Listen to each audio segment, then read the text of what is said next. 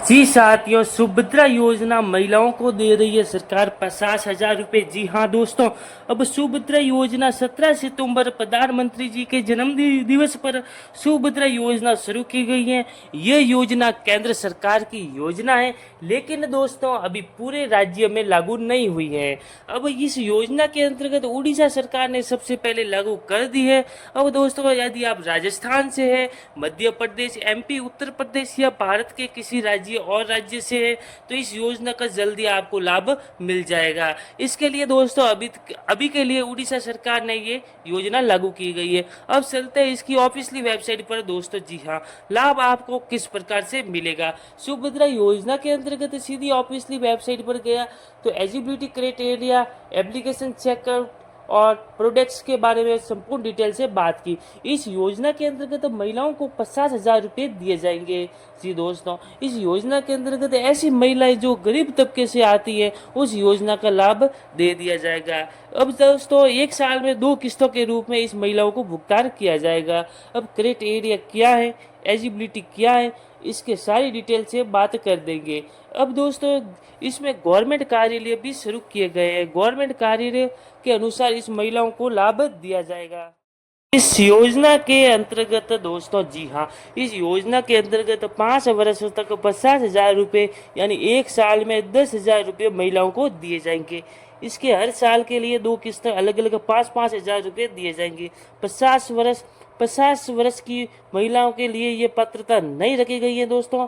इसके अंतर्गत दोस्तों आधार कार्ड से बैंक अकाउंट में सीधे पैसे भेजे जाएंगे। पात्रता क्या है, सबसे बड़ी बात एलिजिबिलिटी। तो एलिजिबिलिटी पर हमने क्लिक कर दिया है। अब एलिजिबिलिटी क्या है, पात्रता, जो महिलाएं परिवार में एनए पैसे से जुड़ी है उसको ये लाभ मिल जाएगा। इसके अंतर्गत परिवार की वार्षिक आय 2 लाख रुपए से कम होनी चाहिए, ठीक है ना। यदि 2 लाख रुपए से अधिक है तो उस महिलाओं को लाभ नहीं दिया जाएगा।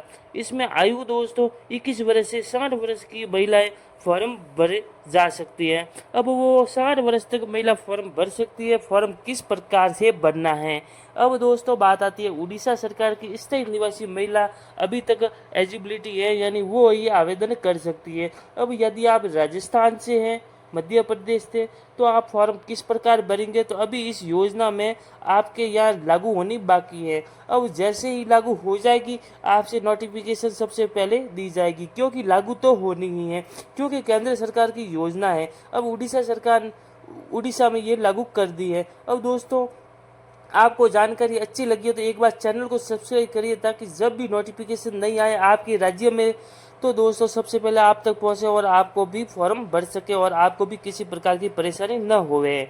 अब बात आती है डीबीटी के द्वारा एलिजिबिलिटी। अब डीबीटी के द्वारा दोस्तों देखो, कोई भी सरकारी योजना के लिए अब डीबीटी के द्वारा पैसे भेजे जाते हैं। डीबीटी यानी आधार कार्ड में जो mobile number automatic bank account add हो जाता है, ठीक है ना। यदि आपकी डीबीटी नहीं की है या डीबीटी चेक करवानी है तो आप डीबीटी कैसे चेक करें, मेरे वीडियो बनाए हुए आप देख सकते हो। क्योंकि डीबीटी के अलावा सरकारी योजना का कोई भी लाभ नहीं मिलता है, चाहे पेंशन हो, चाहे अन्य योजना या छात्रवृत्ति हो, सभी डीबीटी के द्वारा ही भेजी जाती है। इसी प्रकार इस योजना के अंतर्गत भी जब भी पैसे भेजे जाएंगे वो डीबीटी के द्वारा ही भेजे जाएंगे। इस योजना के अंतर्गत दोस्तों शुरू तो कर दी। अब दोस्तों बात आती है, महत्वपूर्ण बात आती है कि अन्य सरकारी पेंशन या छात्रवृत्ति मिल रही है या 18,000 रुपये या इससे अधिक मिल रही है तो इस योजना के लिए पात्र नहीं है। सीधी सी बात है, ये क्राइटेरिया गाइडलाइन लिखी गई है, ठीक है ना। ये लिखी गई है कि जिस छात्राओं या महिलाओं को 18,000 रुपये तक या उससे अधिक कोई सरकारी योजना का लाभ मिल रहा है तो इस योजना के अंतर्गत पात्रता नहीं है, वो फॉर्म नहीं भरे, नहीं तो फॉर्म भरा हुआ भी रिजेक्ट हो जाएगा और इस योजना का लाभ नहीं मिलेगा। अब दोस्तों अन्य सरकारी योजना, आपके राज्य की योजना, जो भी आपको जानकारी चाहिए कमेंट करके बताइए। दोस्तों मेरी जानकारी अच्छी लगी हो चैनल को सब्सक्राइब, लाइक एंड शेयर